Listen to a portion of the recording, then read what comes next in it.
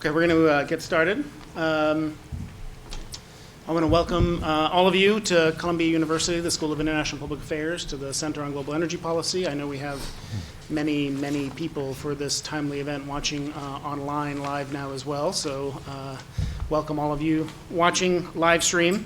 My name is Jason Bordoff. I'm a professor here at Columbia School of International and Public Affairs. I direct the Center on Global Energy Policy, and tonight we're going to talk about what's happening in the oil market and what impact it's having on countries in the GCC, on the Gulf Arab countries. So occasionally we get our timing right and pick topics that could not be more timely or more in the news, with an oil price decline now that is just about 75% since its peak, enormous economic and geopolitical impacts around the world, including in the region of the world that we're going to focus on today.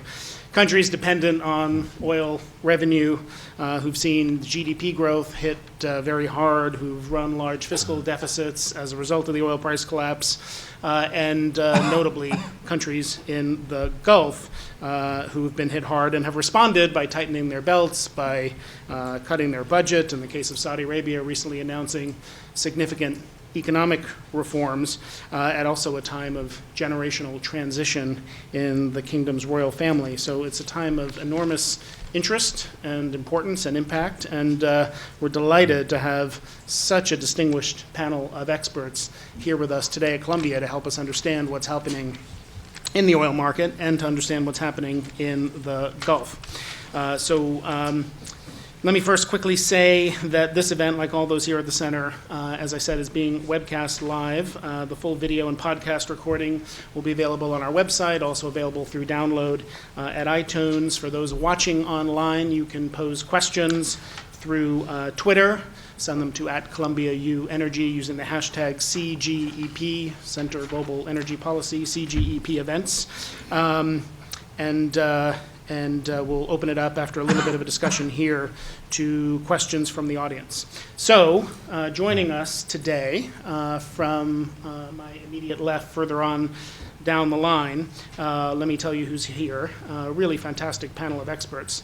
Greg Gause is the John Lindsey Chair, Professor of International Affairs, Head of the International Affairs Department at the Bush School of Government and Public Service at Texas A&M, a non-resident senior fellow as well at the Brookings Doha Center, has written 3 books, numerous articles on the politics of the Middle East with a focus on the Arabian Peninsula and the Persian Gulf. Previously was on the faculties of the University of Vermont and Columbia University, and was a fellow at the Council on Foreign Relations for Arab and Islamic Studies. His research focuses on the international politics of the Middle East, particularly the Arabian Peninsula and the Persian Gulf. To his left, a friend and frequent visitor, lucky for us, to the Energy Center, Adam Sieminski is the administrator of the U.S. EIA.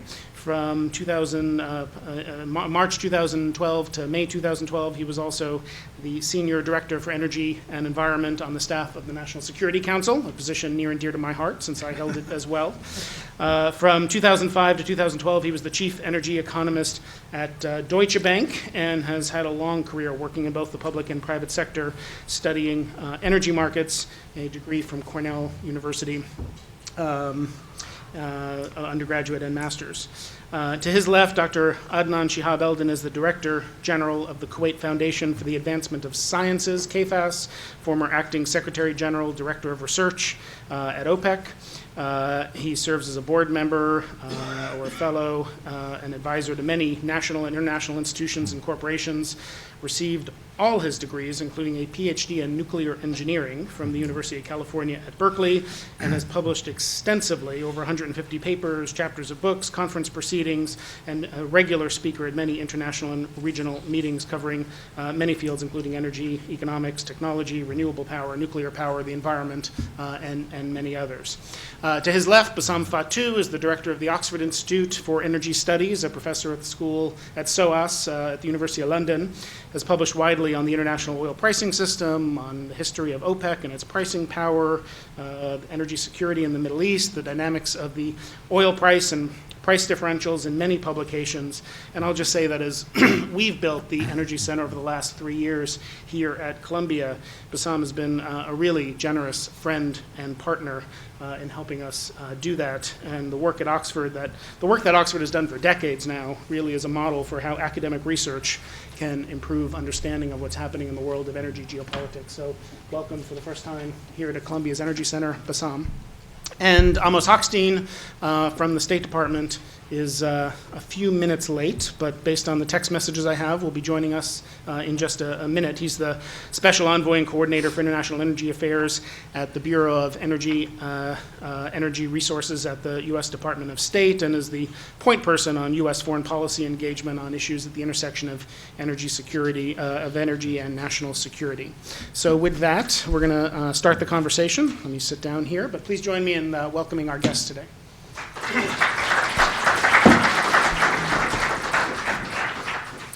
So we're going to make this conversational, and hopefully you guys will engage one another in the conversation, not make me do all the work, but pose questions to each other. I want to turn to the GCC in a minute, but first I just want to set the landscape with so everyone understands what's happening in the oil market and why it's happening, and then let's talk about what it means. So Adam, you spend your time doing analysis for EIA, helping people understand, providing one of the best sources of data and analysis about the oil market. Can you tell us a little bit about what has happened over the last 18 months, what explains a 75% drop in the oil price, and where are we headed from here? Sure. Let me just try to answer. I'll ask myself two questions that get to that. What's the current supply-demand balance in the global markets? And where was it a year ago? A year ago, there was a gap of almost 2 million barrels a day between supply and demand, too much supply. And inventories were building very rapidly, and the big build in inventories that took place in the first and second quarters of last year is what caused the price to come down.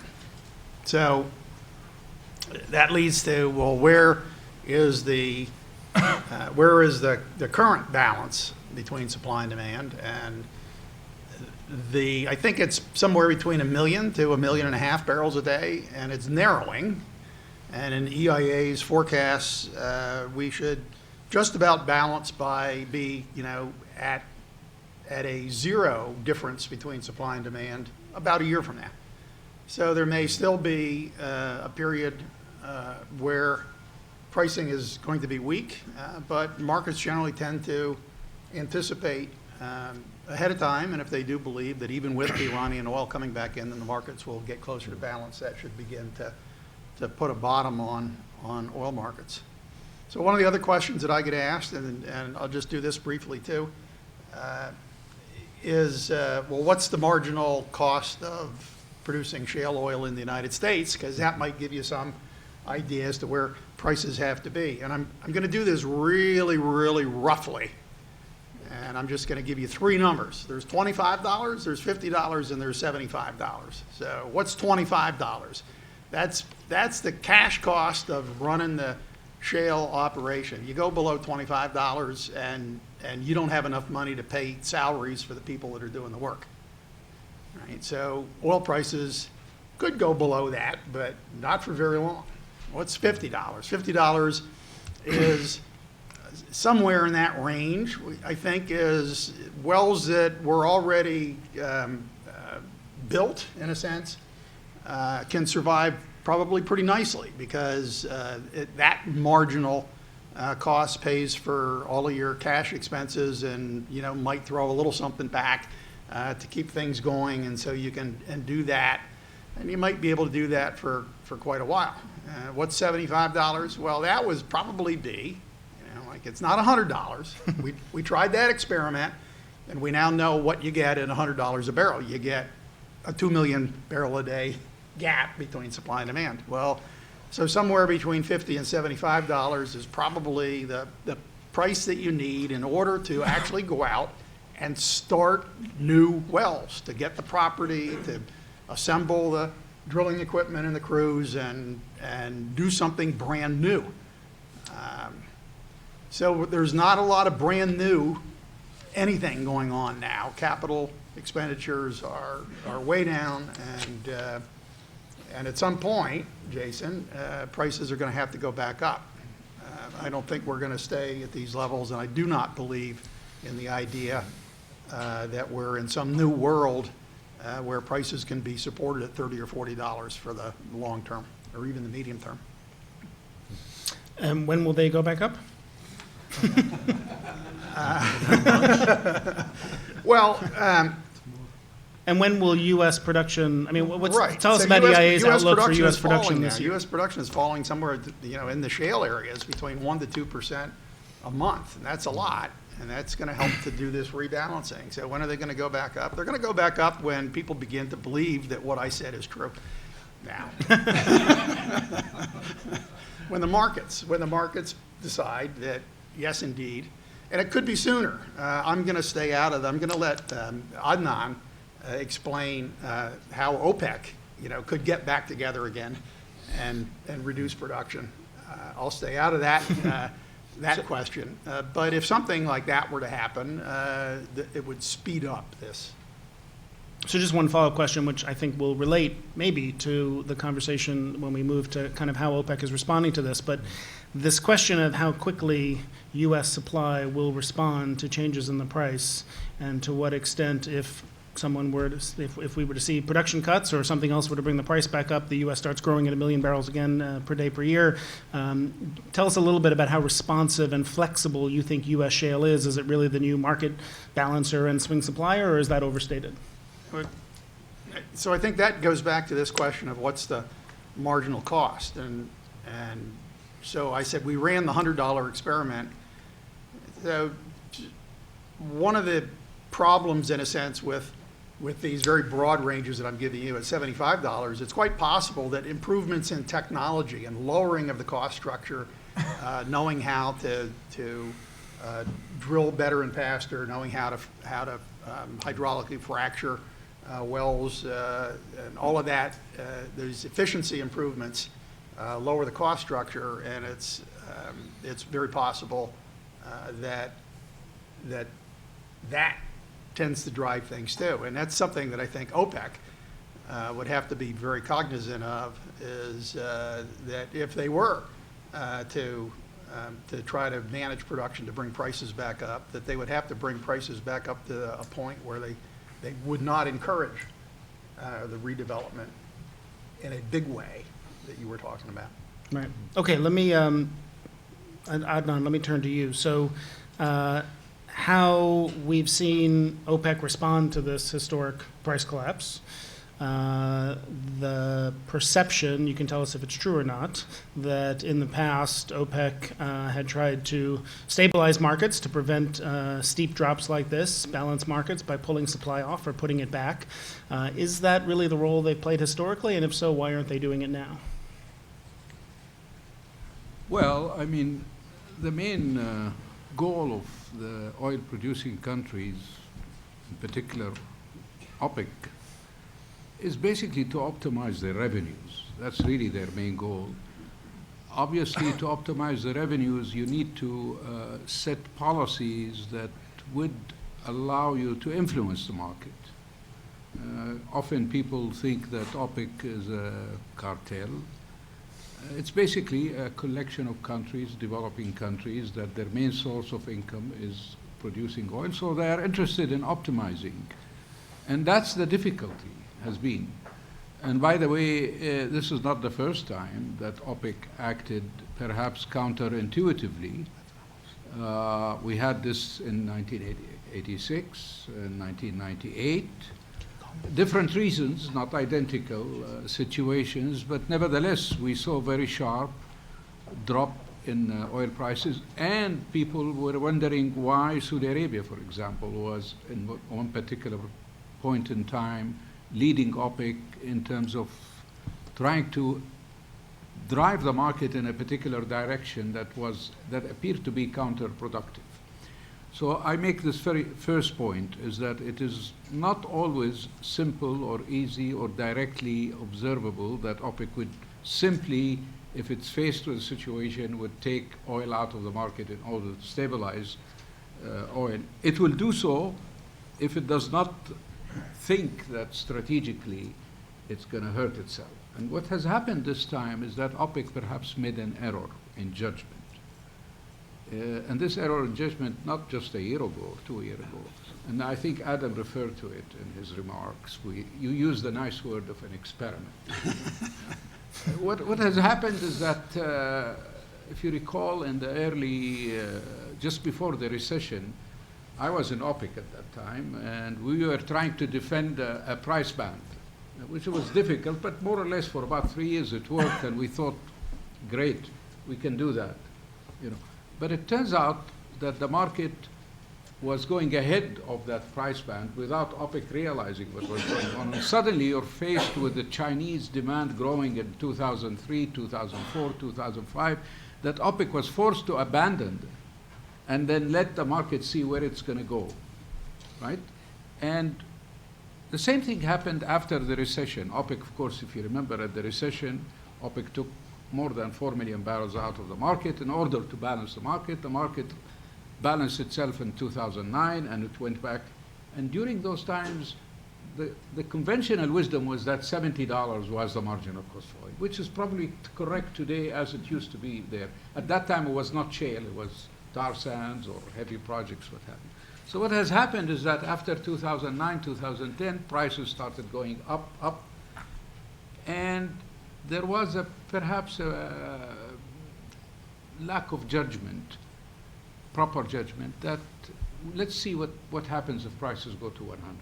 And in my view, and I voiced these views at that time, that it's better to be cautious on the safe side rather than to run an experiment that is probably not necessarily predictable. So if OPEC in 2014 followed the conventional wisdom by cutting production led by Saudi Arabia, what would have happened at that time? And I think we know the answer. The answer being is that what would have happened if OPEC cut and allowed prices to stay at 100, vis-a-vis what is the shale currently doing at $30 or $50? You would see probably at least another million barrel in the market, if not higher. And maybe Adam can correct me on that. So I think the only thing to do at that time is to try to see if the market can balance itself, because OPEC sits on the lowest production cost. You know, many OPEC countries produce at both investment and operating at less than $10, vis-a-vis $30, $50, $70, what have you. So the point is right now is to see how the market balances itself. And what does that mean? Means right now the global average production cost, not just cash, but production cost, including investment to maintain production, sits around 50, 55, 45 if with outside of OPEC. So 45, that's the shale. I think you talked about that number, Adam. So if prices stay at $30, I think it is clear that OPEC policy will work, because you would lose at least 5 million barrels a day within about 12 months. At least you would lose 5 million. If you have a surplus of 2 million barrels today, if you sit at this level 12 months, 18 months, I can't predict it exactly, you will have about 4 or 5 million barrels taken out of the market. Not only shale and others. Shale will be the first one because of it's easy to go in and easy to go out. Have you been surprised by how resilient global production has been, even with a low price for 2015? Well, it is surprising somewhat, but as Adam explains, it's because people go to the cash mode of operation. You cut costs, you stop investing, and therefore you are in a situation which allows you to reduce costs, but only for a while. If you stay at that level, I mean, in shale, if you stay without investment, within 18 months you lose it. You have to invest. So I think my answer is that OPEC, sooner or later, will find non-OPEC willing to cooperate, formally or informally, and within OPEC it will become easier, even if there is a conflict between Iran and Saudi Arabia. This is not the first time. OPEC took decisions when Kuwait was invaded and took a decision and stuck to it.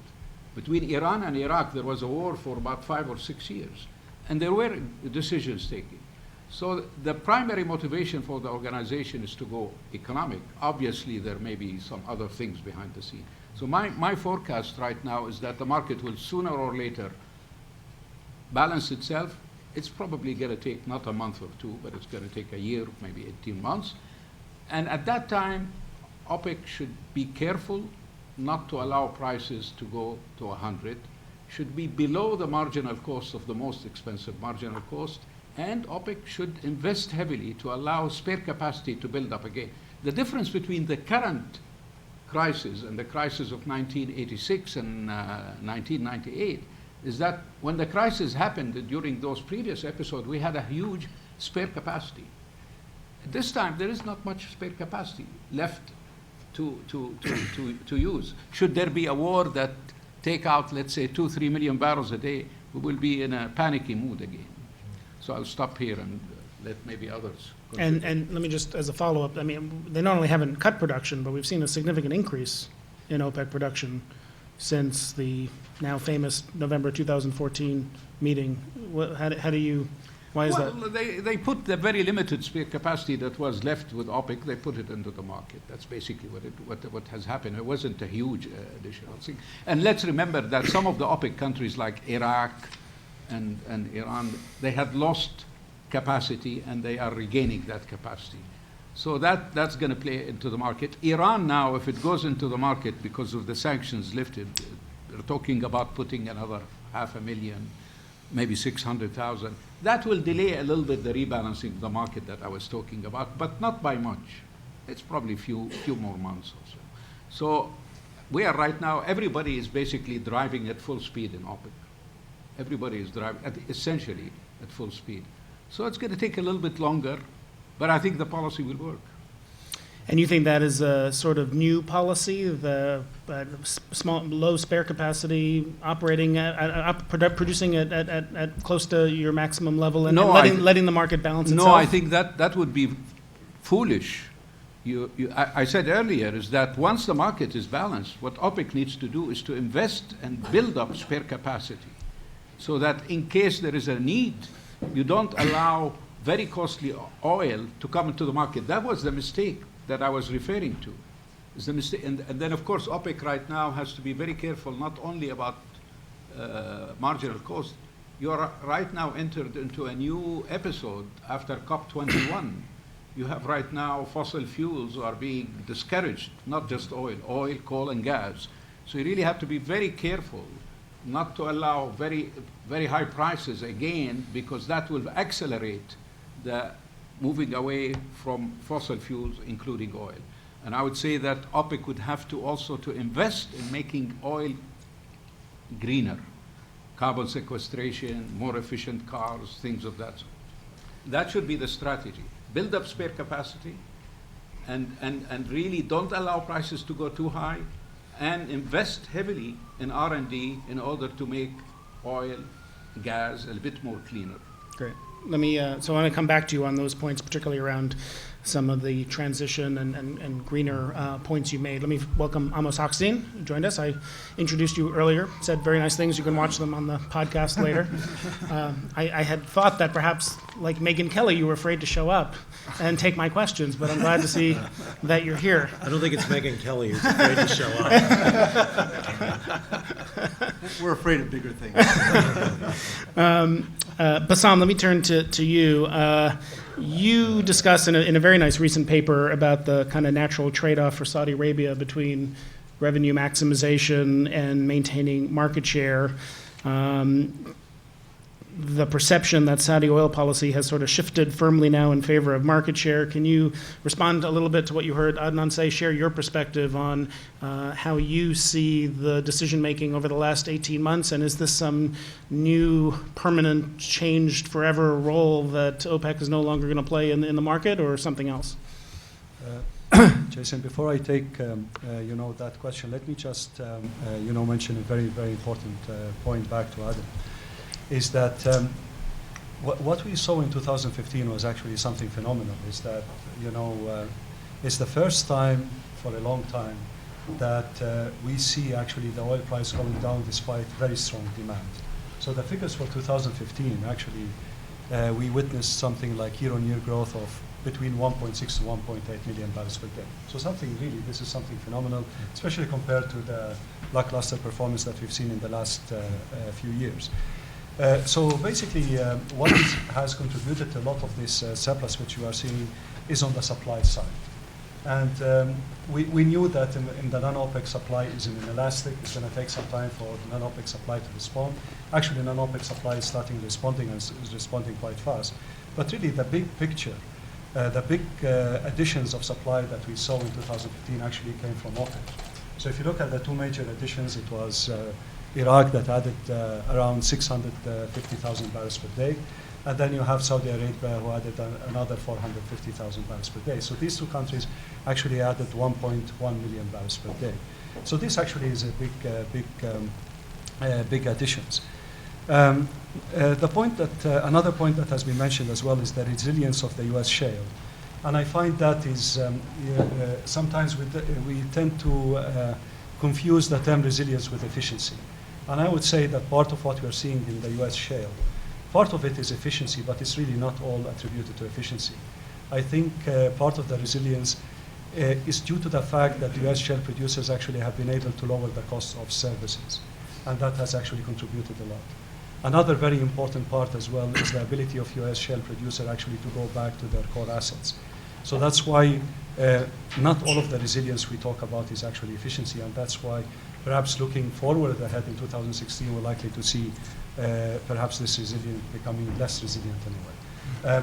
Back to your question on Saudi oil policy. I think when we talk about Saudi oil policy, it's very important to remember that actually it's shaped by many factors. Some of these factors are internal factors. So there's no doubt that revenue maximization is a very, very important objective for Saudi Arabia. The economy is still very reliant on oil revenues. Their expenditure have been rising very fast. And we know that the low oil prices actually hit their economy quite hard. And we're seeing some of these impacts. But this is not the only thing that drives Saudi oil policy. Because of the large reserves that they have, Saudi Arabia has also to be driven by their objective to maximize long-term revenues. And I think this trade-off between the short-term revenues and the long-term revenues actually is going to shape their policy, and they will continue to shape their policy. Plus, we need to remember that actually there have been a lot of structural features changing even within the Saudi economy. So the internal demand has been coming very, very fast. They have gone down a very rapid route of downstream integration where they are building refiners, and actually they're integrating these refiners with petrochemicals, and that is also affecting the domestic demand. They also have the links between the oil and the gas sector, where a lot of the gas is being produced as associated gas, so they cannot actually decline production because that's going to affect the production of gas. So there's a lot of these internal factors that we should take into account when we're looking into Saudi oil policy. Now, within OPEC, I would say that the biggest two challenges facing Saudi Arabia at the moment is how to bring Iraq and Iran back into the quota system. And I think this is a challenge that is going to continue to haunt OPEC in a way. But I would really say that perhaps the challenge is not as I would say that is going to basically prevent Saudi Arabia from taking effective control over the organization, because I really think that although Iran has a very big ambition to increase production by 1 million barrels per day, I would doubt it very much. And I would say that the Iraqi production capacity growth is likely to be very much constrained, especially nowadays with this current low oil prices. And I would say in addition to this OPEC dynamics, I would add also another layer of uncertainty, which has to do with the US shale. And this is something that we argued in a recent paper, is that the US shale actually introduced a very important source of uncertainty in terms of the elasticity of the supply curve. If you are looking at the market from a Saudi perspective, and if you really think that the US supply is inelastic, then the decision is very, very simple. The problem at the moment is that we really don't know how elastic the US supply is likely to be. And that's why if actually you model the Saudi response in this terms of uncertainty and this terms of trade-offs, actually it would make sense for Saudi Arabia actually not to cut supplies in this current context. And it's very important to remember, actually, since 1986, actually Saudi Arabia has not attempted to balance the market on its own. If you look at the events of 1998, 1999, they only did it actually after agreement with other OPEC members and non-OPEC. If you look at 2008, they also did it with an agreement with other OPEC members. And actually, even before the oil price, Saudi Arabia has sent a very clear signal that they're not going to do it on their own. This is not something, and I think the world has really need to, to adjust to the fact that Saudi Arabia will not balance the market on its own anymore. And they have been sending this signal very, very powerfully. I think the market just doesn't want to believe it.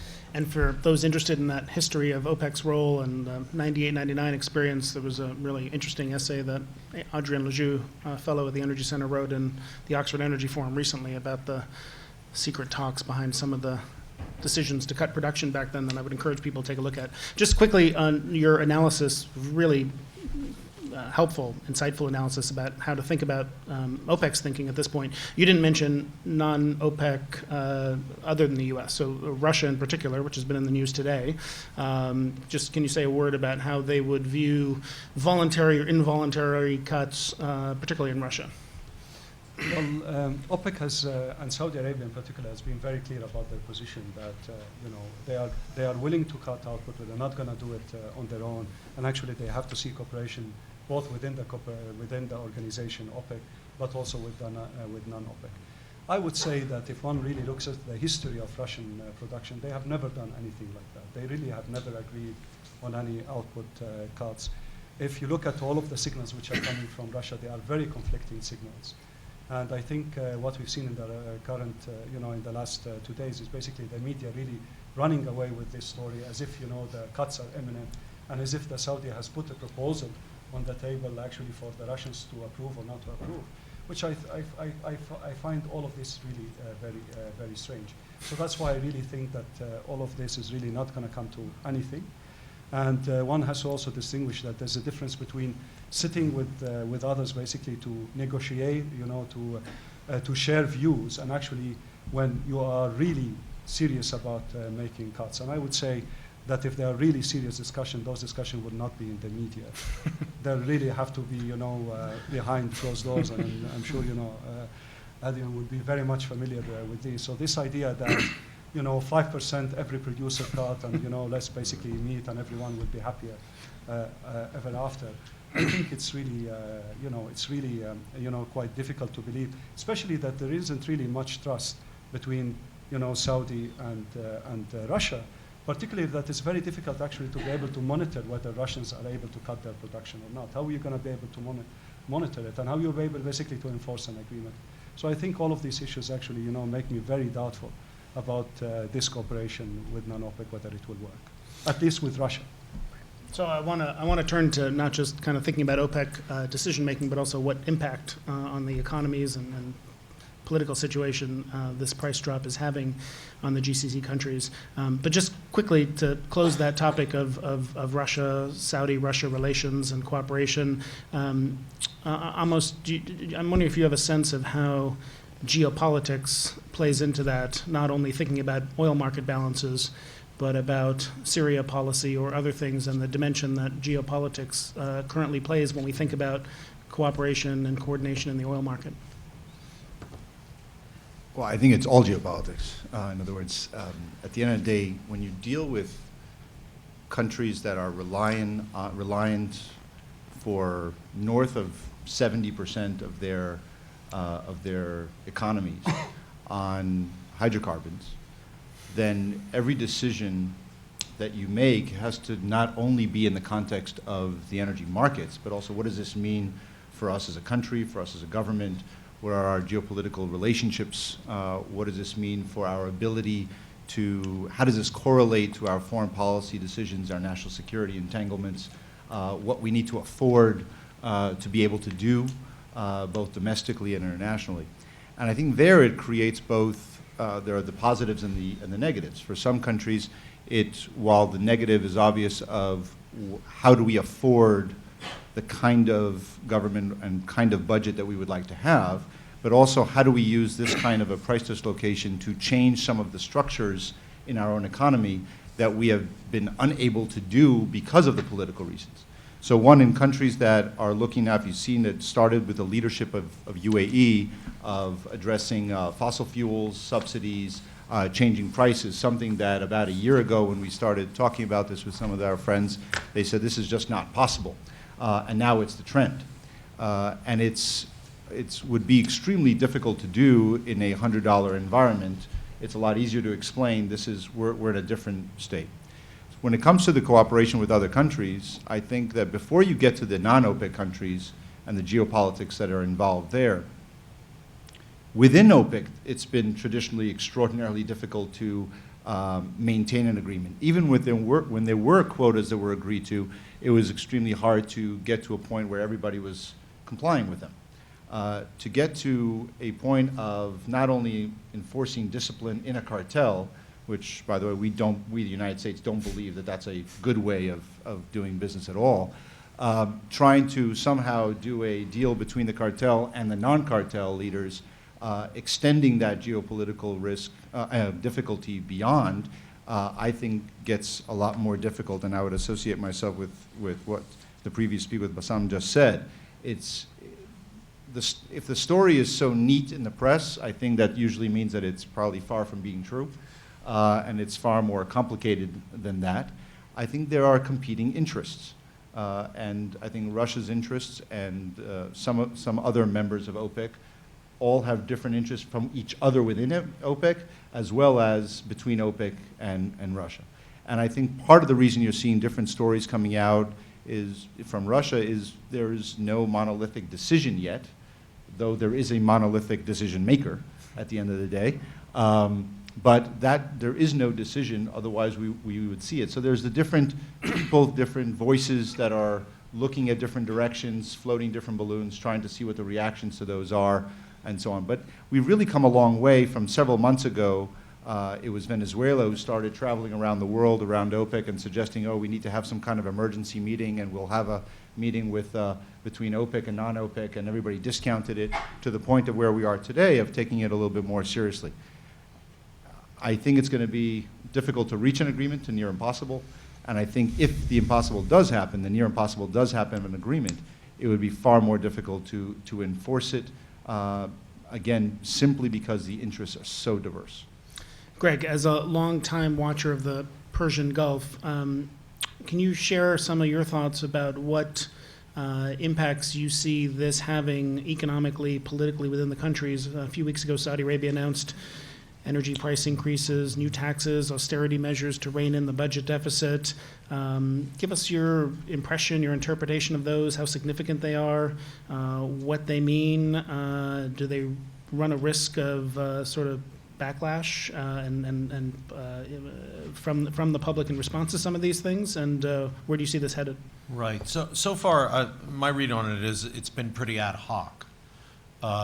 You know, there was kind of a budget freeze at the end of the year that, you know, doesn't make much sense logically, but certainly brings down your spending for balancing your books at the end of their fiscal year as the calendar year. And this recent increase in petrol prices at the pump is basically just taking it back to where it had been before King Abdullah brought it down during the Arab Spring. There's a lot of brave talk in Saudi Arabia about reorienting the economy. The thing that McKinsey is doing with the Deputy Crown Prince, Mohammed bin Salman, they're calling it a national transformation program. Hasn't been rolled out yet. But what's being talked about is actually quite interesting because they're talking about real taxation. They're talking about a VAT of 5%.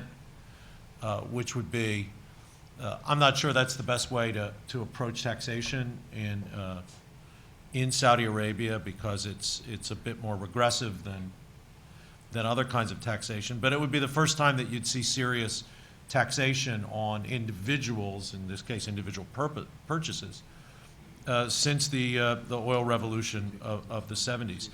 The question is, does the Saudi government have the political will to enforce this, and over what period of time? So small steps have been taken. Besides the petrol prices, electricity prices have increased. People are going to pay more. And their electricity bills, water bills supposedly are being increased, although I haven't heard of anybody getting a water bill with an increased rate yet. So yeah, I mean, the thing though is none of this is new, right? I mean, this has all been on the table for decades. I was in Saudi a couple of weeks ago, and I told some friends I think this is going to be the easiest $10 million or however much they're being paid McKinsey's ever made, because these plans have been bruited about for 20 years about bringing energy prices, if not to world price levels, but closer to world price levels, about some forms of taxation. So it really is a question of political will. The difference right now, I think, is that you do have a leadership in Saudi Arabia that seems to be willing to take risky decisions. Certainly on the foreign policy front, they're willing to take risky decisions. Whether that will convert into a willingness to impose costs on the vast majority of Saudis beyond the rather small steps that they've taken so far remains to be seen. Adnan, you talked about some of these. You talked about some of these steps: subsidy reform, economic modernization. Can you tell us, from your perspective in Kuwait, what you see happening, what you think is real and is actually going to happen in terms of reforms in the economic sphere, energy price reforms, driven by this low oil price and by a longer-term view about a little bit of the viability of the business model of a petrostate and whether the need to diversify those economies, how seriously that's taken and what it's going to mean. The issue in a country like Kuwait about economic reforms is inversely proportional to prices. Whenever prices are high, the interest in doing reforms is low, and vice versa. But I think this time is serious. And the reason I say this time is serious, I don't recall ever that the head of the state will come out publicly, as he did, the Emir of Kuwait about a week ago, and made a statement to the press, directly to the press, where he said, we need to act. And I guess the reason for that is that prices, we are not in a low price of oil environment. The speed by which prices went down scared everybody. And it even scared the population itself, in the sense that previously, whenever there was a talk about reform and removing subsidy, everybody say, yeah, that's great, let's do it, because that's part of the wealth of the citizen. But then they say, okay, but before you do that, you have to stop corruption. You have to do this, and you do that. And so you end up entangled in these political negotiations between the parliament and the executive and what have you. But this time is different, I believe. And the sense I get just before leaving Kuwait a few days ago, the sense that even the parliament and the signal is that the prime minister came and said, we will not impose it on the population, even though there are some things that you can remove subsidy without having to pass a law, at least in the case of the fuels. Electricity, probably in the case of Kuwait, you would require some kind of a legislation. And the parliament, the head of the parliament in Kuwait was a young guy who works very closely with the government, and he's a deal maker. It seems that this time is going to be different.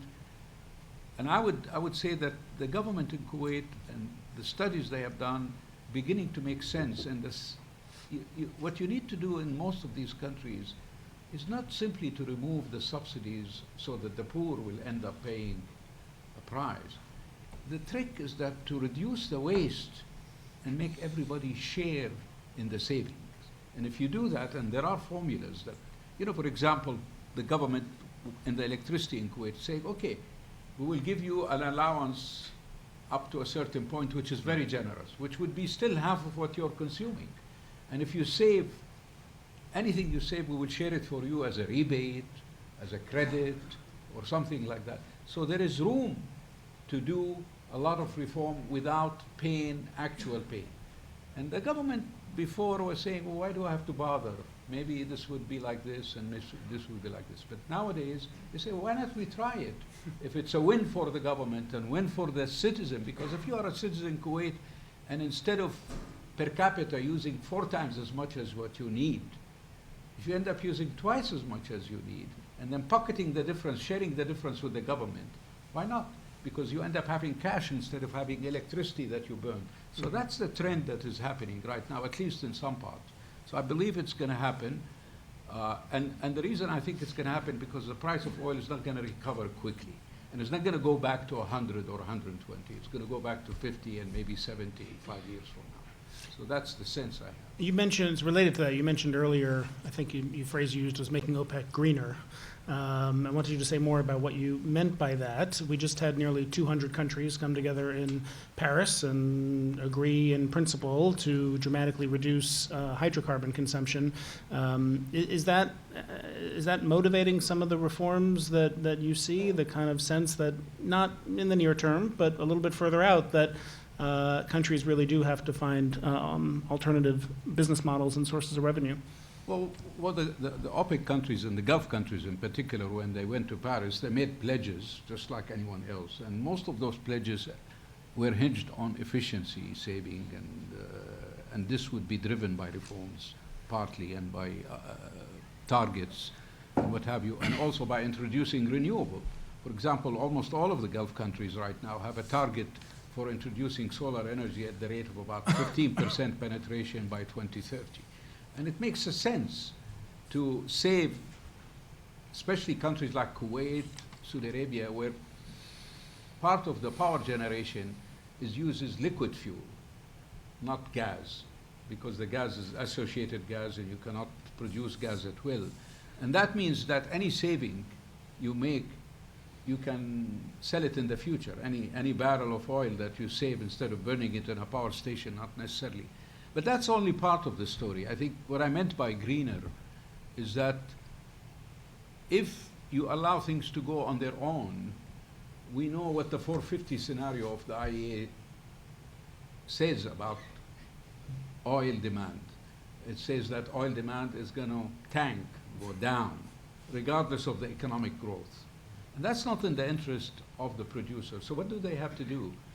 If they don't really invest to make oil greener, how do you make oil greener? How do you make gas greener? How do you make coal greener? Well, the most famous one is to capture the CO2 that you release into the atmosphere. You put it back underground. And it makes sense in the oil-producing countries to take the CO2 that comes out from the power stations, put it back in the oil fields themselves, and you maintain the pressure.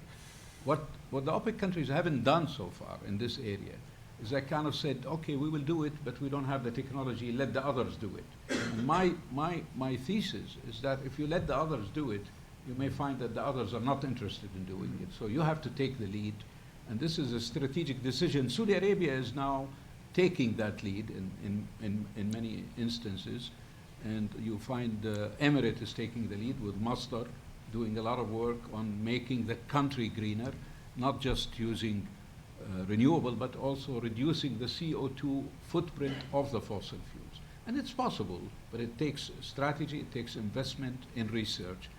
And this is beginning to happen, but it's going to be a long time. Amos, let me bring you in. You spend your days working and thinking about how energy connects with geopolitics and foreign policy. The U.S. is the world's largest oil consumer, still a very large importer, although obviously less of one than we were before. So low oil prices are supposed to be good, right? Lower is better, or is that not true? And when you look at the world of geopolitics, particularly in the Gulf, what are you paying the most attention to, most worried about the falling oil price? If I may, Jason, just to take one moment on what was just said. First, I feel, being a diplomat in the room, being undiplomatic, I've heard a lot of this before.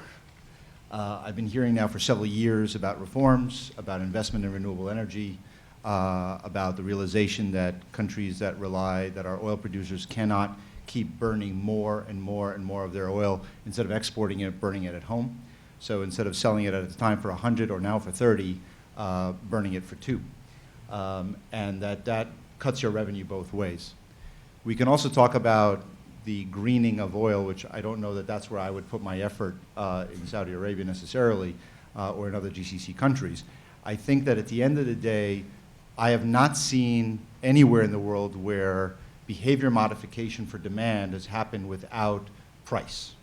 Price at the end of the day is the only thing that has proven to be a behavior modifier.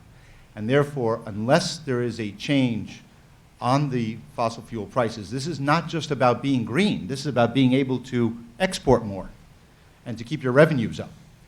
And I think what UAE is doing, not necessarily on Masdar, but on the fact that they wanted to host IRENA, the Renewable Energy Agency, and wanting to put all this money into renewable energy. Part of it is, the hope is that a significant portion of their production will actually end up in export markets versus in their own domestic economy.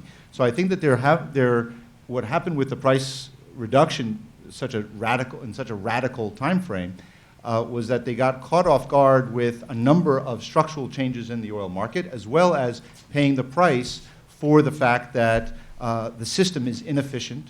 There aren't efficiency codes. People are using more than they should, and without any incentives to do anything else, coming after 5 years of being worried more about the internal political situation that led them to reduce prices rather than increase them and increase spending. I would also say that I have seen leadership in the GCC talk about the changing world. In 98, 99, when prices collapsed, there were speeches. At the time, Crown Prince Abdullah in Saudi Arabia made a number of big speeches about how we have to change. But oil rebounded fairly quickly so maybe if the oil prices stay low for a little while longer, those reforms will happen, which connects me to your question. Are low prices good or bad? And I think there's obviously no answer for that, because it's good in some places, it's bad in others. I don't only think it's a concern. You know, we talk a lot about the GCC, which is where most countries have sovereign wealth funds, rainy day funds, future funds that are able to carry them through a number of these, some of these years of the lean years. But not every oil producer around the world has that luxury where they can survive as long. And I think that takes you back again to the OPEC question of how not every country in OPEC has that ability. Iraq's abilities and Saudi's abilities are very different. Venezuela's abilities are quite different from Mexico's. And Nigeria. So you have countries are across the board have different needs and crisis points. And if oil prices stay low or whatever the definition of low is, if they're at where we are now, for period X, it is catastrophic for one set of countries, and it is manageable, not great, but manageable for others. So for the United States, as we look at the global geopolitical picture, I have to look at it not only about what it does for the consumer at home, but also what does this do for stability? What does this do for new conflicts emerging? And when countries rely on 80, 90% of their revenues on this, and they're no longer able to make the kind of spending, especially since many of these countries are not democracies. So the population that has bought into a certain system of government where I don't live in a democracy, but I get my share, I get my services, if they're in places where those services can no longer be given because we're at an oil price where the finances are starting to squeeze that out, how long before you get to instability?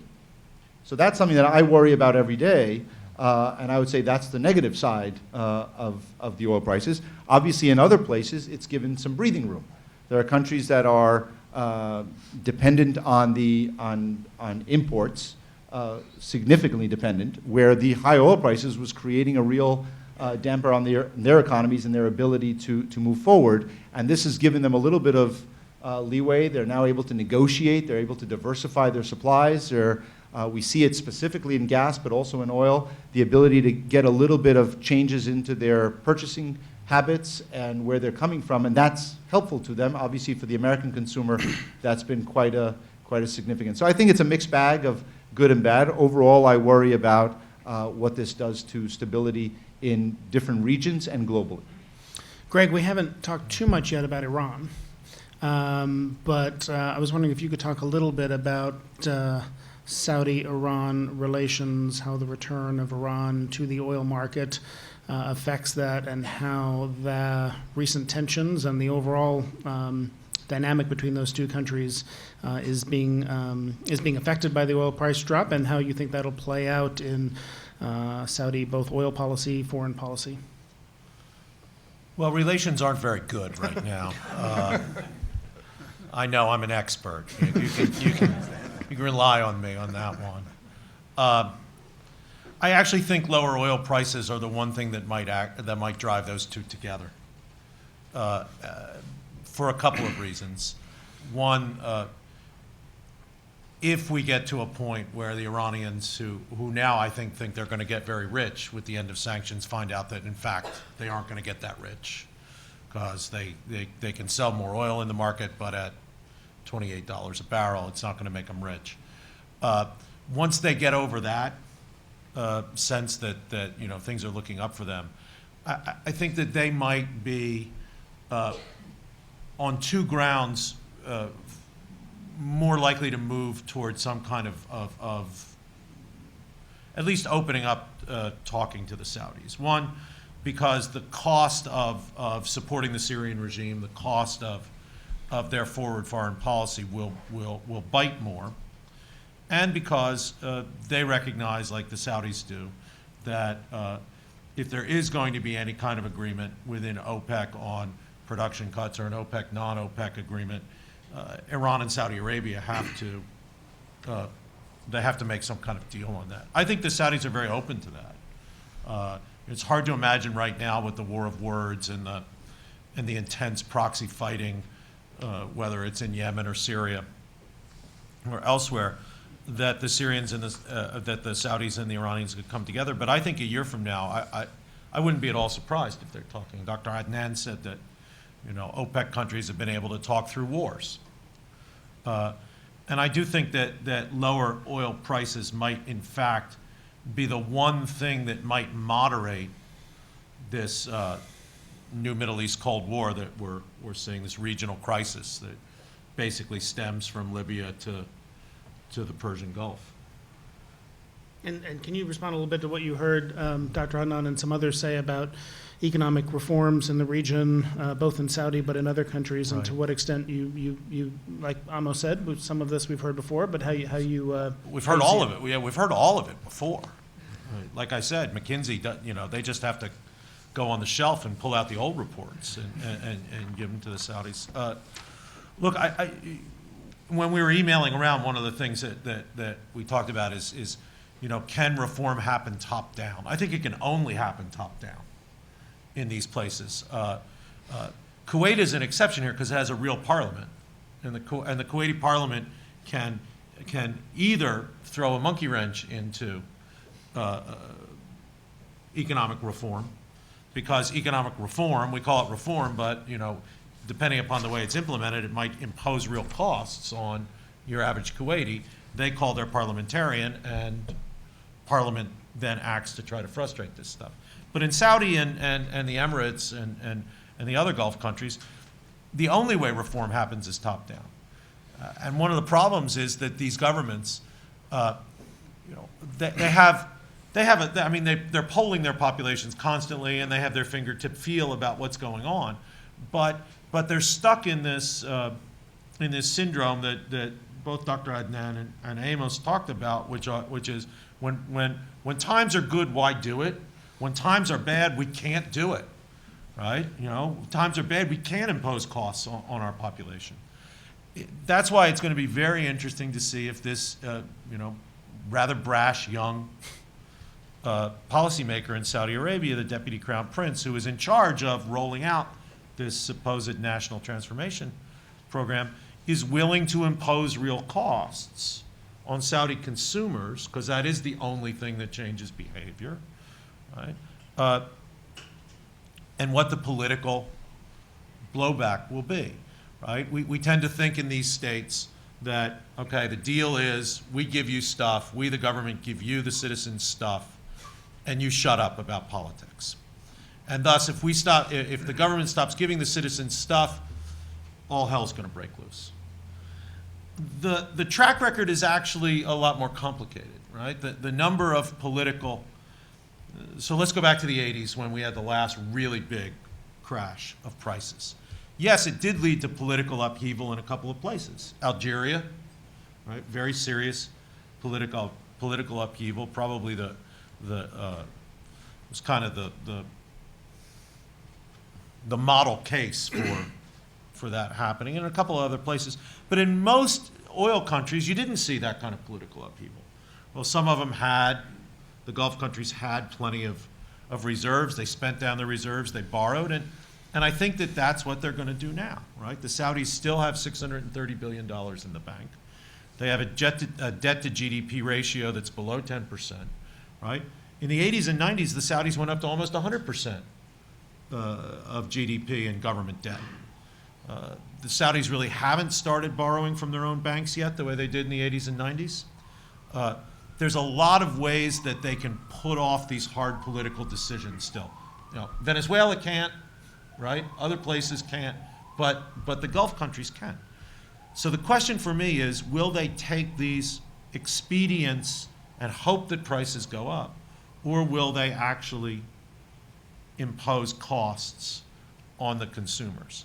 It seems like they're tending toward the imposing of costs, but you know, we're going to have to see this roll out in Saudi Arabia and see how serious it is. Bassam, can you answer the question he just posed? And while you're doing that, I'm going to ask people to walk up to the microphone. We're going to open it to questions, and if people could line up at that microphone there, we'll start taking questions from the audience. Please respond to that while people are coming up to pose questions. Just a couple of points on Iran. I would say that one of the biggest uncertainty hitting 2016, the oil market, is how much Iran can bring into the market and how fast it can bring it into the market. And I think 2016, actually one of these key uncertainty in the market is going to be resolved. And that's actually why I would say that perhaps Saudi Arabia would be waiting for this uncertainty to be resolved and then act based on that information. So I think actually towards the end of 2016, we could see, perhaps, a more open, or at least closer cooperation on agreement on a cut. On the pricing reform, I would say that this is certainly a first step and it's in the right direction, but it's quite important to remember why it has been done. Part of it is, of course, you need to use resources more efficiently, but it's very, very important to remember that big part of it is actually to raise revenues. And why do you need to raise revenues? Actually, for funding a huge bureaucracy. And that's why I think really the big challenge for many of the Gulf countries is how to control government spending, and particularly the big item of this government spending, which is current expenditure and the wage bill. And this is actually going to be quite tricky, especially that over the last few years, we've seen that most of the growth in employment is actually in the public sector. And I would say that the way that the pricing reform has been done, I would say that it actually is going to make it quite difficult to continue and increase prices further on. Because first of all, there hasn't been really much public campaign to try to explain how is it being done and why is it being done, why they are doing it at this time. And second of all, there has been no mention whatsoever of compensatory measures. If we want to decide, how to design this compensation schemes to protect households in the low income, none of that has been discussed. And if you look at the pricing reforms, it happened in the UAE, and then Saudi Arabia announced these reforms, and then you have these domino effects of Bahrain, Oman, and the other countries basically announcing these pricing reforms without actually, I would say, taking into account that perhaps we need to engage the population with this, and perhaps actually we need to convince that it works in the interest of the people, and basically trying to explain to the people there's going to be costs imposed on you, and we're going to actually shield some of the consumers, especially the low income, from this cost. None of this actually has been taking place, and I would worry that if it's really not done properly now, that is actually going to limit of how far you can go with this pricing reform. A reminder for those listening online through our podcast, we're talking about the oil price in the GCC here at Columbia University in New York with our guests, Greg Gause from Texas A&M, Adam Sieminski from the EIA, Dr. Adnan Shihab-Eldin from KFAS in Kuwait, Bassam Fattouh from Oxford University, and Amos Hochstein from the U.S. State Department. Let's turn it open to the audience now for questions. Please identify yourself and ask a brief question. Brian Daves from Yeshiva University. I was struck by the comments that were made as to what would be profitable shale production. And given that Saudi oil budget seems to be based on $60 per barrel oil, and at $60 it becomes rather profitable for shale production, what does that then mean in terms of the Saudi ability to be able to act as a swing producer and then be able to keep oil prices at a level that non-Saudi producers whose budgets require well north of $60 to be willing to cooperate with Saudi attempts at trying to stabilize prices? Adam, do you want to take that quickly? Sure.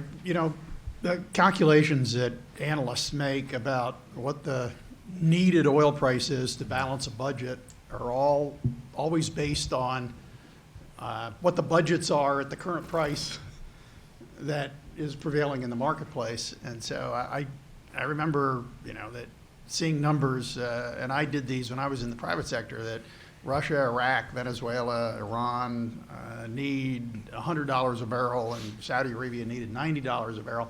But that was when oil was $100 a barrel.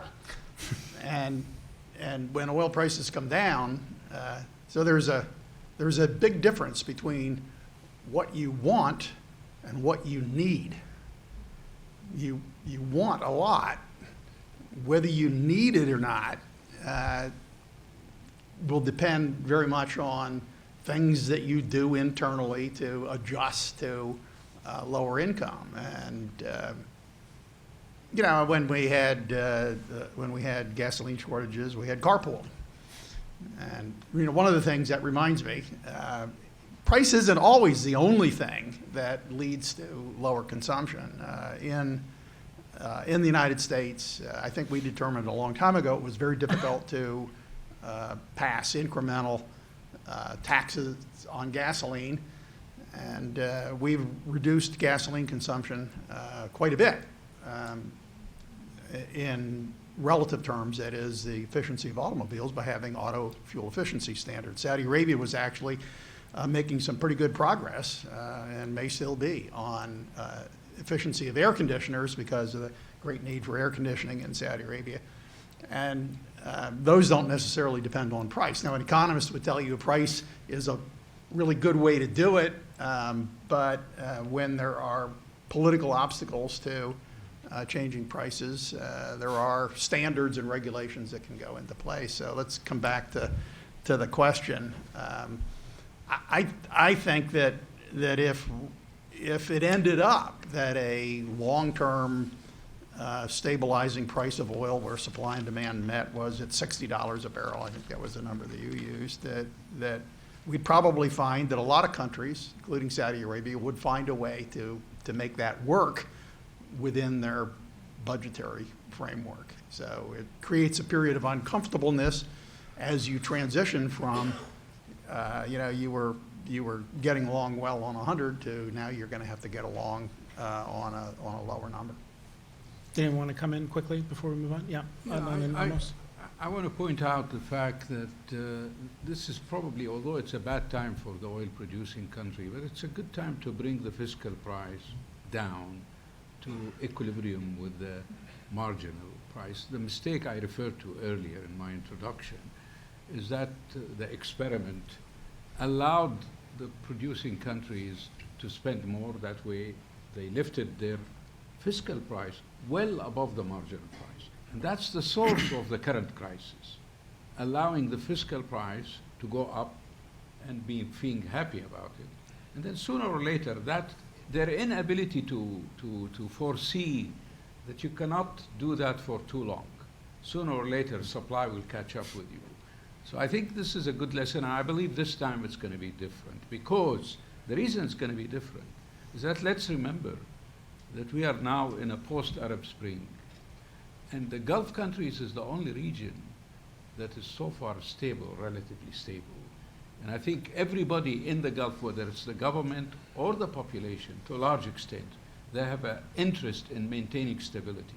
So I think that's going to drive some very hard decisions to be imposed or, in the case of Kuwait, agreed upon, so that you can escape the fireball that's around you. Because everybody says, maybe things are not good in Kuwait, but when you look around, you say, my God, let me keep this situation. Adnan, I have to admire your optimism that this time will be different. I feel that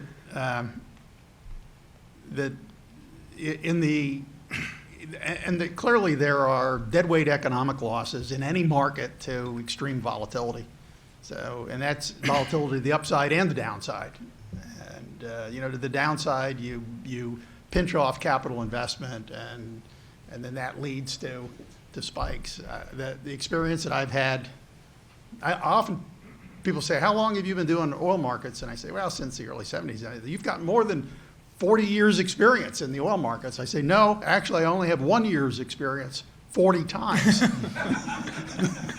And you kind of get the idea. The idea is that with very low elasticities of both supply and demand, it's really, really hard for anybody, including OPEC, who's tried, or the Texas Railroad Commission, to stabilize oil prices, to try to find that right number, and economists and politicians can never agree on what the right number is. And I think we end up being stuck in this cycle of Groundhog Day, where we just live it over and over and over again, and hoping that we get it right the next time, but never do.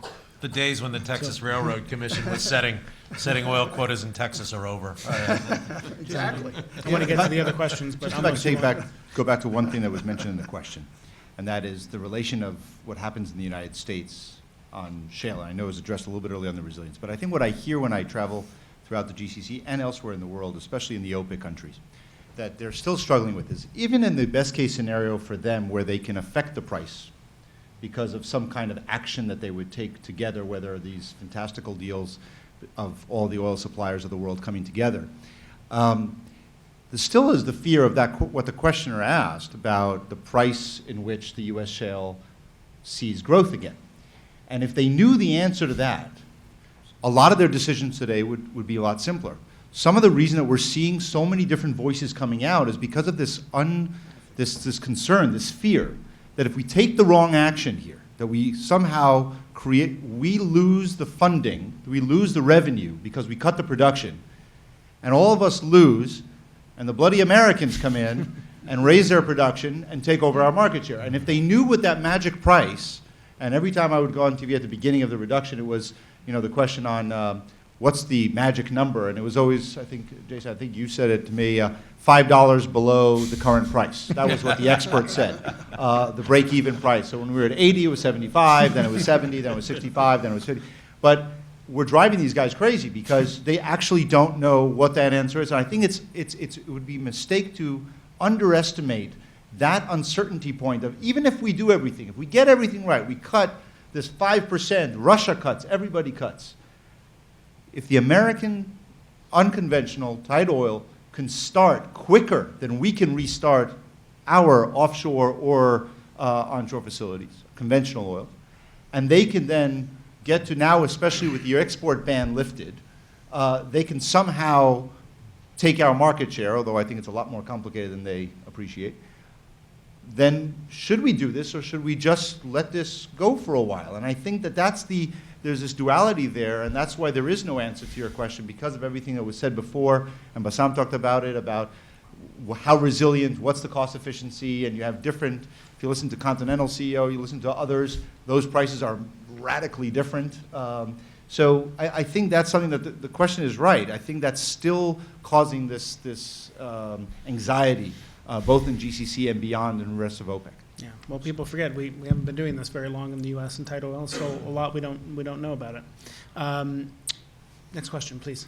My name is Ahmed Shihab-Eldin, and I'm a correspondent for Vice on HBO. And yes, I'm related. That's my father.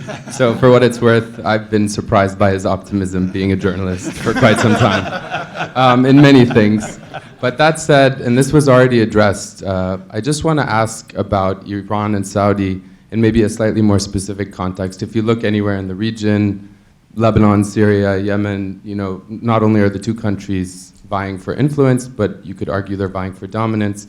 So to put it, you know, briefly, how likely is it that as much as Saudi Arabia's decision to continue to produce has been attributed to the U.S. and, you know, shale and their ability to innovate, and then people are surprised, well, it's not affecting them as much, but they're still continuing to produce at these levels, and everyone else followed suit. How likely is it, in your opinion, perhaps, that the willingness to be more aggressive in this rivalry that's been unfolding in recent years factors into Saudi Arabia's somewhat mysterious decision to continue to export at this capacity? And then very briefly, if there's someone who could speak about tank tops or whatever it's called, you know, this notion. Storage limit? Yeah, just how likely is it that we'll actually reach a point where all the oil that's being produced within the next year, perhaps, there'll be nowhere to store it? Maybe Adam can take the second, but Amos, did you? I'm happy for anybody to take the second. Look, it won't surprise you as the State Department, I'm not going to... I'm happy for my dad to take the second question. It won't surprise you as the State Department, I'm not going to answer exactly as you had wanted on motivations of Saudi Arabia vis-a-vis Iran. But the one notion that I would reject is that there's no one answer as to why Saudi Arabia or any other country is acting in any specific way. I think it's a confluence of things. I think that they're trying to understand what happened here. There aren't that many precedents of losing about $80 of oil in a period of a year. So they're still trying to figure this out. I think the shale is definitely a completely different scenario than the one that existed in any of the previous cases.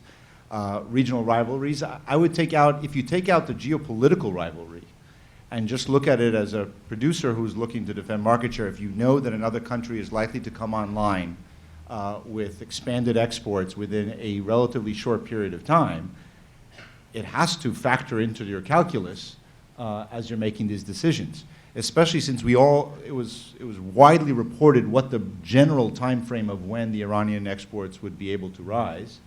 And so it was fair to see. I think, as was suggested before, it would be good to have this kind of a question or a conversation a few months into the post-sanctions world when we do see not only which experts are right as far as how high Iranian exports can resume and how fast, but also what are the markets that are available to them in that context. So I think then it would be better to see but nobody knows those answers. It's all speculation, and it's hard to make decisions that will affect your budget so fundamentally based on assumptions that are so contradictory across the board of experts that are opining on this.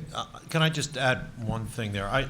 It's a mug's game to try to figure out what the Saudis are really thinking. But if you look at their behavior, if the question is their oil policy more a geopolitical play aimed against Iran and Russia, or is it a market share and economic play aimed against Brazos County, where I live in Texas? I think the timing would tend to be more lead us to think that it's more against Brazos County. Because, let's face it, the Saudis were fully engaged against the Iranians by 2012 in Syria. But we don't see them flooding the market, right? What we see is that as an American production hadn't really taken off in 2012, starting to increase. But 2013, 2014, you see the big increases in American production. And I do think that that's the thing. I think the fact that this hurts Iran and hurts Russia is what the economists might call a positive externality for the Saudis. But I think that they're driven more by these market share issues in their oil policy. Did you want to say something, Bassam? Yeah, just to reinforce this point, because there has been a lot of conspiracy theories to the extent that actually, Saudi Arabia even favors those prices because they want to hurt the Russians and the Iranians, without taking into account that actually, Saudi at the end of the day depends very much on the oil revenue. And we have done some work at the Institute, basically, where we looked at the internal factors, we looked at the cohesion within OPEC, and we looked at some of the uncertainties. One of them is, of course, the US shale and how fast it's likely to respond in a high price environment, but also how much volumes of production Iran can bring. And if you take into account all of the trade-offs that Saudi Arabia faces, both in the short term versus the long term, actually you can explain Saudi Arabia oil policy without resorting to any of these geopolitical factors. It's quite important to understand that Saudi Arabia really is not a perfect foresighted player in the market. They're any player like anyone else in the market.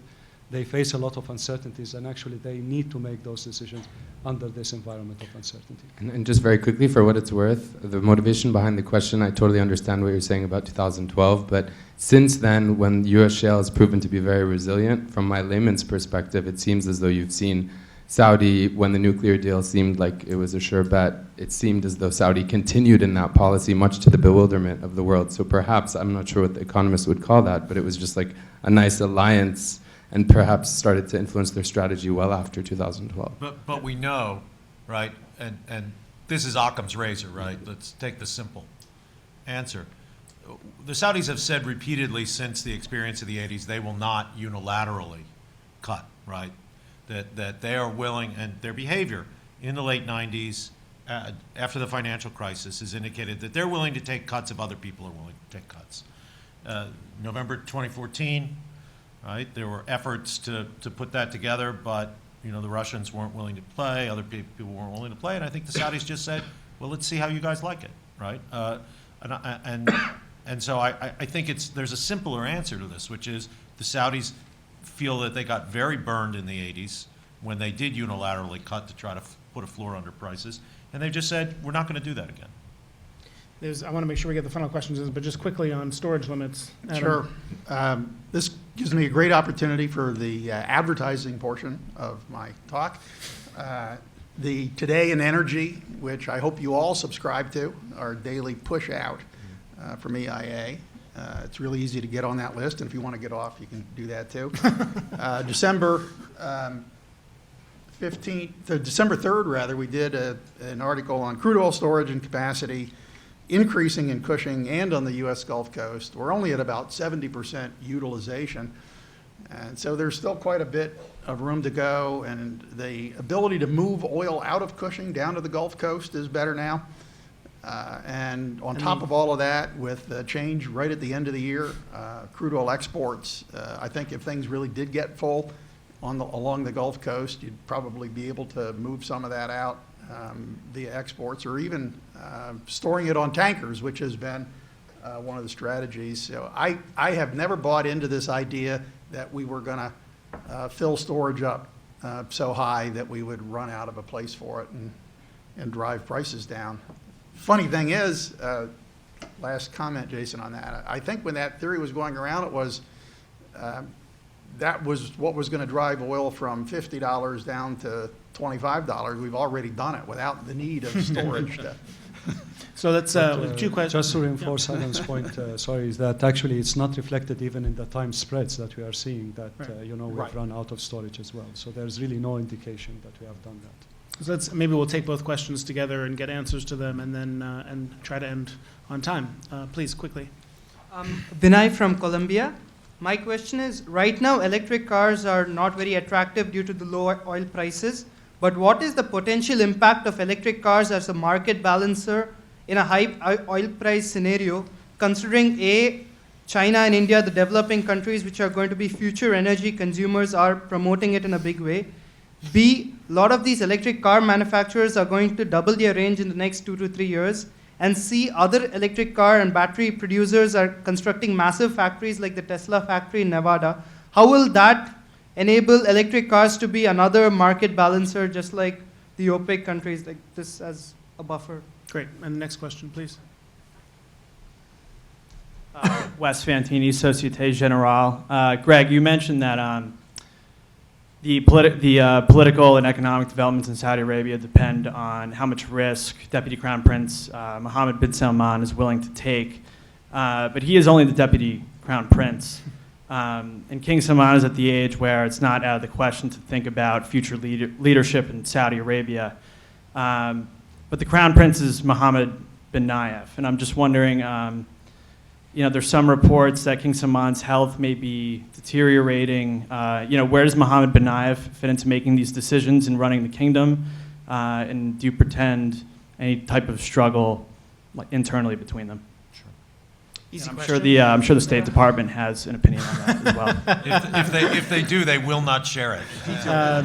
Okay, so we just have a couple of minutes for each of those, but quickly, the impact that not electric vehicles and also other alternative transportation technologies can have on oil demand. I don't know, do you want to take that, Adam?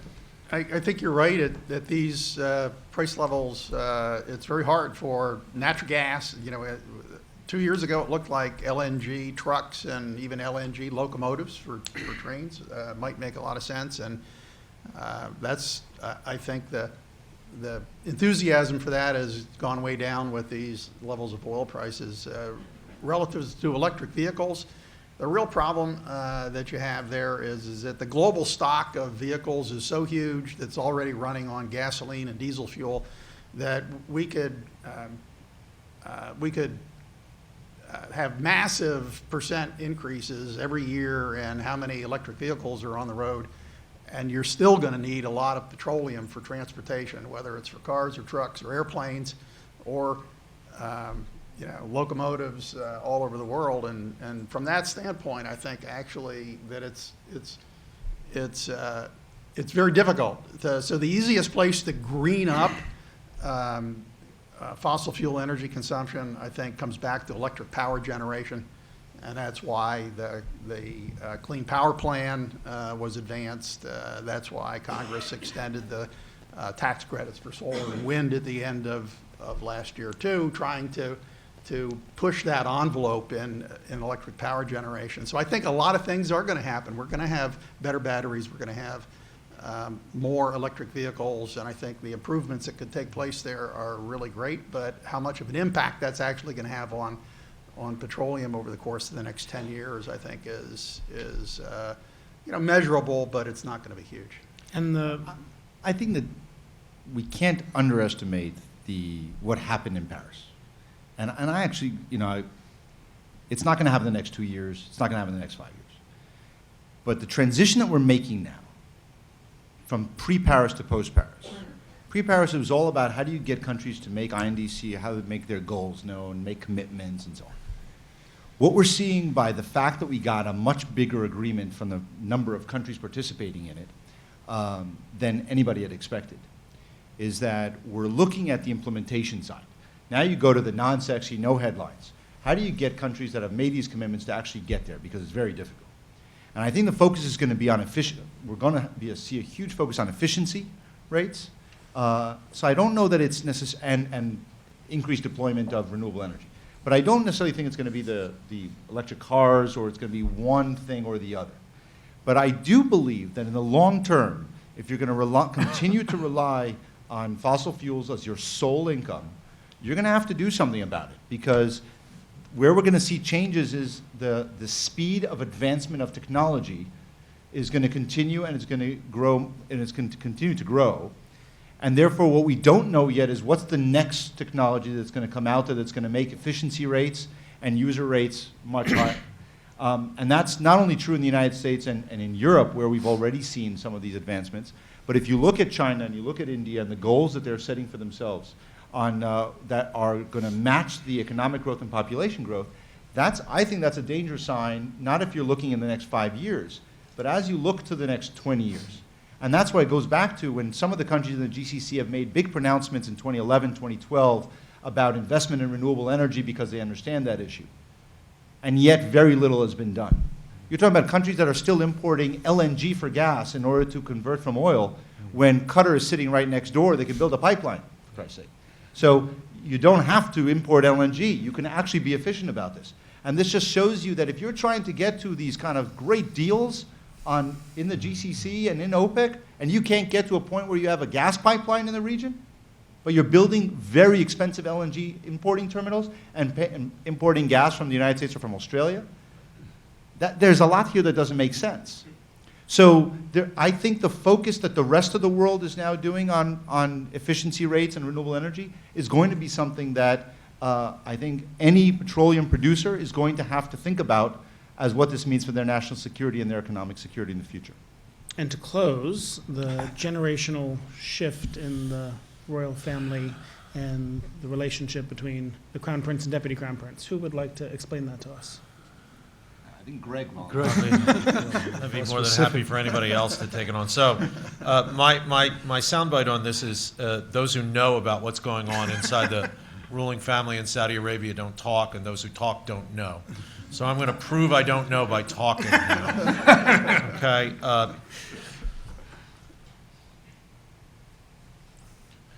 There's always lots of rumors. And in court politics, and this is court politics, rumors, gossip is the coin of the realm, but 90% of it is wrong. And unfortunately, we don't have good indicators of what 10% is right. There's no public sign of any kind of falling out between the two Mohammeds. Now I'll put myself in the shoes of Mohammed bin Nayef, the Crown Prince. I have a deputy Crown Prince who's extremely ambitious, who is the face of very controversial policies on the foreign policy side in Yemen, on the domestic side in terms of economic transformation. We'll see if it happens. I might not think that's the worst thing in the world for him to be the face of these controversial and expensive and policies. I might not think that's the worst thing in the world. To me, the bigger question within the family is not MBS versus MBN. The concentration of power in those two people cuts out a large number of their cousins, even in some cases their brothers. For 60 years, Saudi Arabia had been ruled basically on a committee system.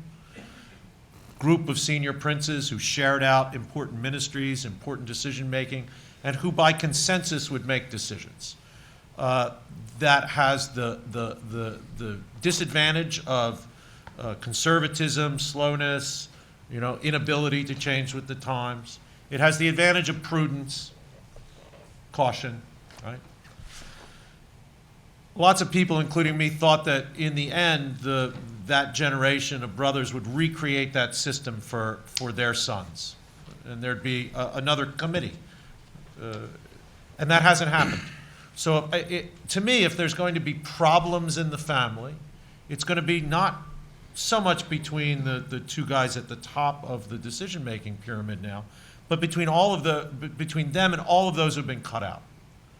And there were some indications. The Guardian this fall published an interview with a Saudi prince who talked about circulating letters, and I know these letters were circulated in the family in an effort to try to form a coalition against the guys who were in charge.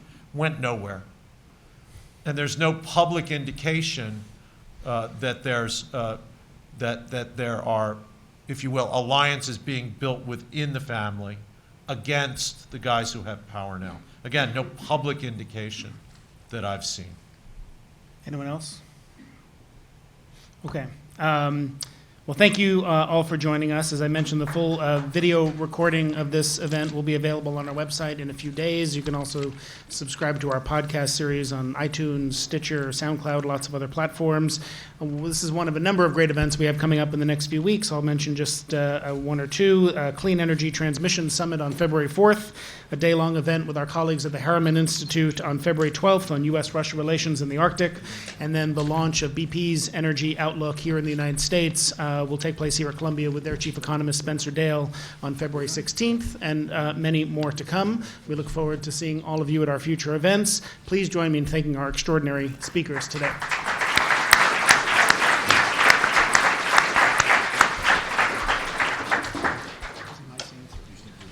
Yes, yes, yes.